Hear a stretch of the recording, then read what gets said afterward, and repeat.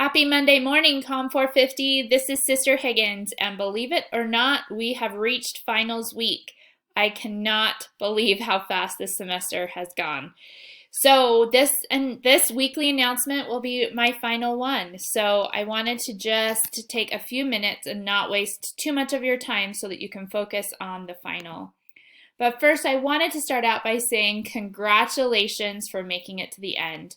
I know that this is not an easy course and there's so much material. Sometimes it can feel like you're drinking from a fire hose, but I know that many of you have had a lot of trials and challenges this semester, but you have stuck with it and you have endured to the end. So congratulations.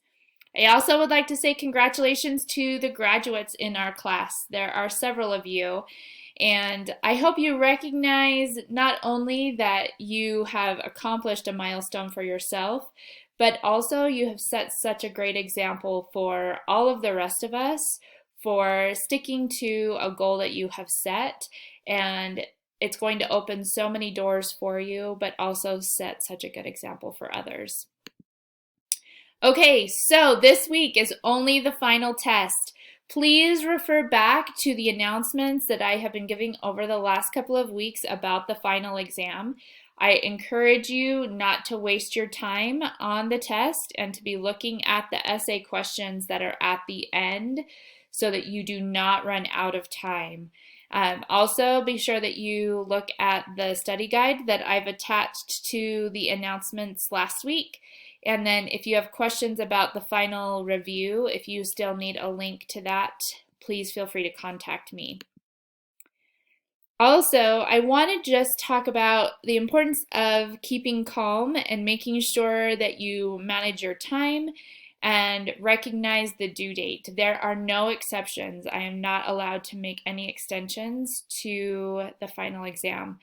And if you can just plan ahead, make sure you've blocked out the necessary time for the exam, then you should be fine.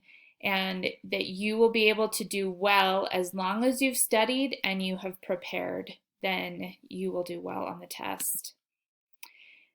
And just in conclusion, one of the things that I love about this course is that you can apply every principle that we have learned to the example that the Savior set for us.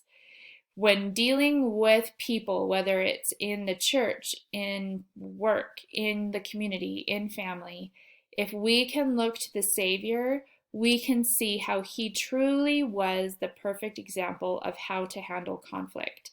And that conflict in and of itself is not negative, but it's how we handle that conflict that can be positive or negative.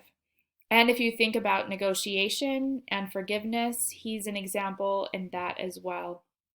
So I just want to leave with you my testimony that I know that this is not easy material and there's a lot of material to cover, but I know that if you have truly studied and done your best this semester, you will come away a better person. And you can come away closer to your Savior if you can remember him when dealing with conflict and remember the concepts and the principles that you've learned throughout your life. If you look to the Savior, he will be able to be that constant example and that he will always be there for you.